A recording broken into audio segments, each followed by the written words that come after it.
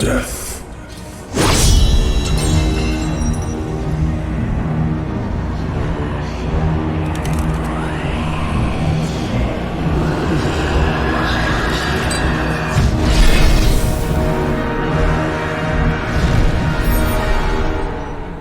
Welcome to another job comparison video and presentation of a brand new Endwalker job featuring the Reaper.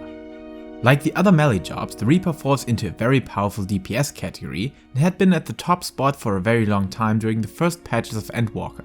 However, the wheels have turned a bit and other melees like Monk, Ninja and Dragoon as well as the Samurai have caught up, and balancing is very flat on that regard. But there are still a couple of differences compared to the competition that I want to put some focus on, so let us dive into the core features of a Reaper. First of all, there is simply no other job featuring a whole set of brand new animations, featuring the new style of how Square Enix puts emphasis and weight into your attack patterns, namely by shaking the screen. For example, your whole Enshroud phase, which is the Reaper's heaviest DPS phase, literally every attack you use will cause your screen to shake. And this evokes such an epic feel of impact, and you can really feel the pain of your enemies, which is a necessary element as a Reaper and also a Dark Knight, as that's part of being edgy of course. But the story doesn't end with screen shaking animations, as summoning your avatar may be to enhance your attacks and their visual impact, or by completely absorbing its spirit to become one by yourself, which is just the most badass looking style a player can choose right now. No matter if you like the dark and evil theme of a Reaper or not, nobody can deny the style of red and black color patterns mixed up with the purple and black for the avatar attacks, while seamlessly swinging with a freaking scythe on top of it.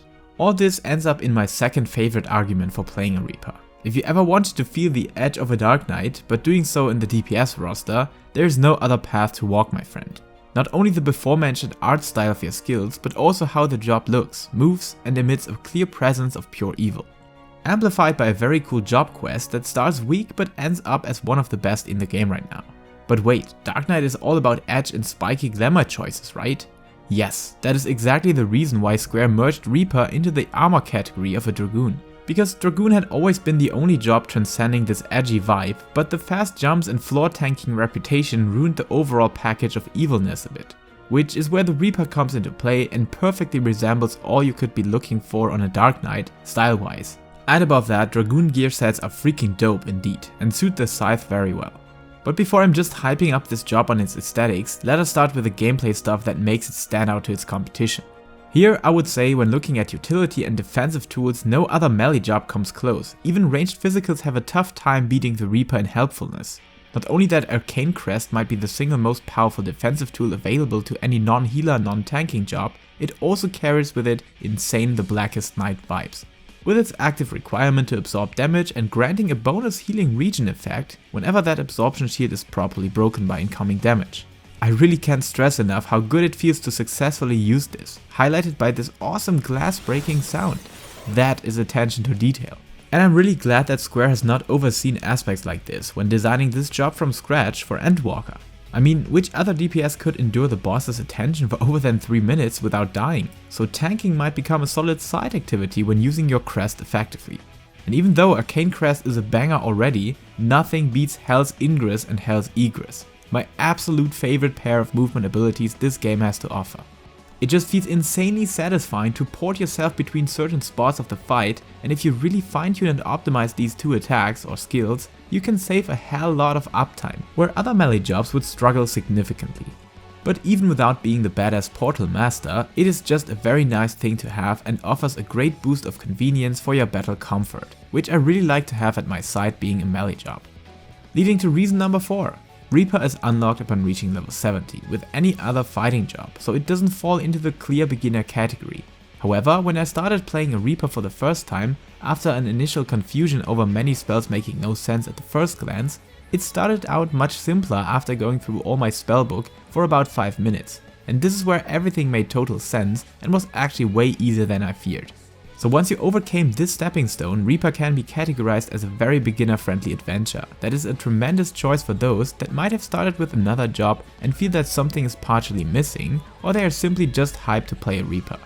And unlike Dark Knight, Astrologian and Machinist, you can easily shift over when you have reached level 70 and bought the Endwalker expansion without any downside, featuring a straightforward learning curve and the combat system evolving very nicely into what you get at endgame level.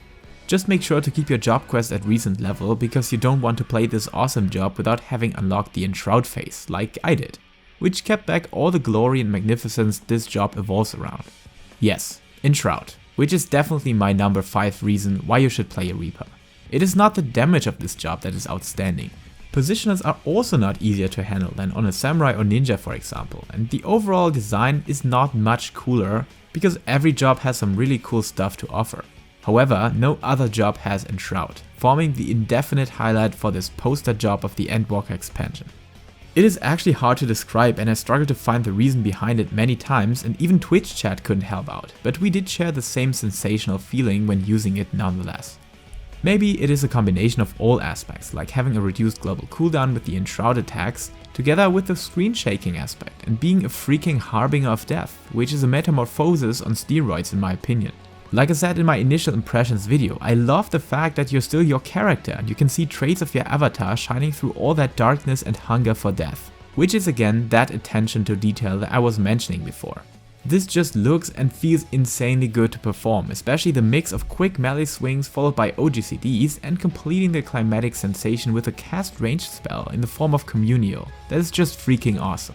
But it could also just be due to the fact how often you have access to this stance.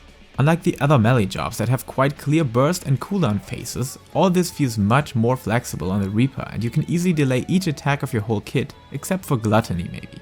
But otherwise, all is structured like a pulsating piece of flesh that can be put wherever you want it to be, in contrast to the clockwork rotation systems of a Dragoon for example, or other jobs' strict cooldown windows.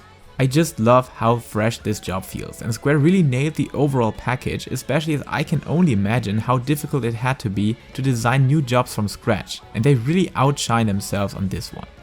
But of course, all this edginess and praise doesn't come without its cost, so let me briefly talk about some possible downsides that might lead your decision to another job instead.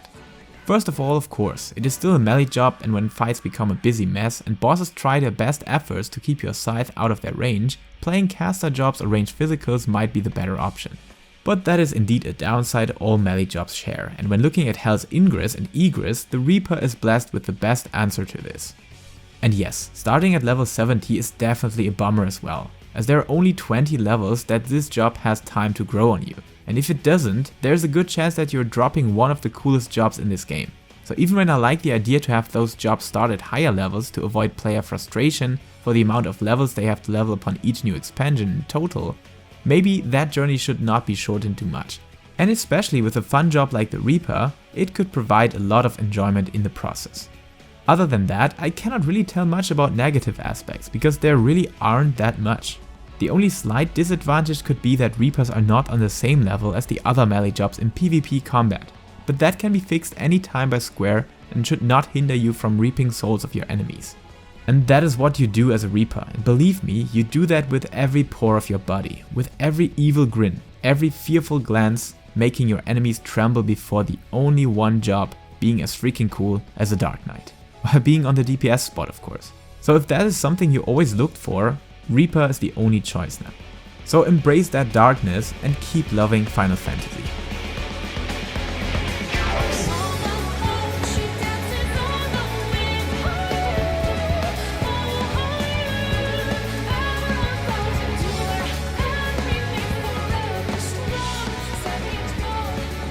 Benevolent will stop you.